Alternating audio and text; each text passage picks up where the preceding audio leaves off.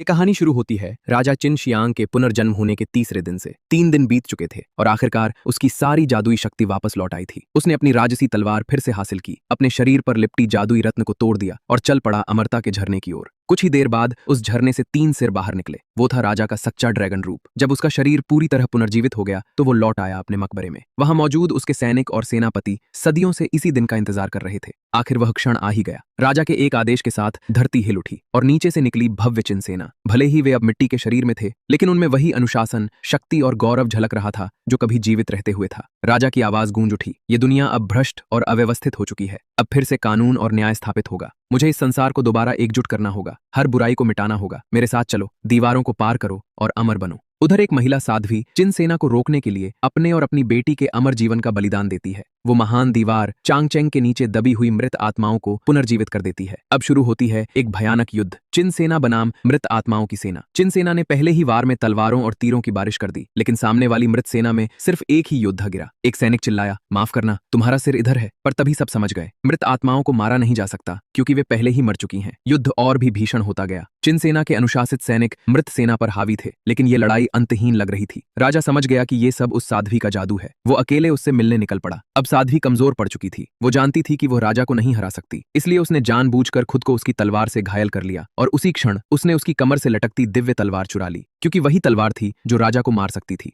राजा ने उसकी जादुई दीवार मंत्र चक्र को तोड़ने की कोशिश की और जैसे ही मृत आत्माओं की सेना पीछे हटने लगी, अचानक एलेक्स नाम का योद्धा प्रकट हुआ। राजा ने राक्षसी रूप धारण कर लिया और एलेक्स को बुरी तरह पीट दिया। उसी वक्त एलेक्स के पिता ने पीछे से आकर राजा पर वार किया। ये वार घातक नहीं था, पर उसने उसकी शक्ति कमजोर कर दी। तभी पिता और पुत्र ने एक योजना बनाई। एक सामने से हमला करेगा, दूसरा पानी के भीतर से घूमकर पीछे जाएगा। और जब राजा का ध्यान भटका, दोनों ने एक साथ दोनों दिशाओं से वार किया। टूटी हुई खंजरें उसके शरीर में धंस गईं। क्षण भर में राजा का शरीर विस्फोट होकर नष्ट हो गया और उसी पल बाहर खड़ी पूरी चिन सेना धूल और मिट्टी में विलीन हो गई।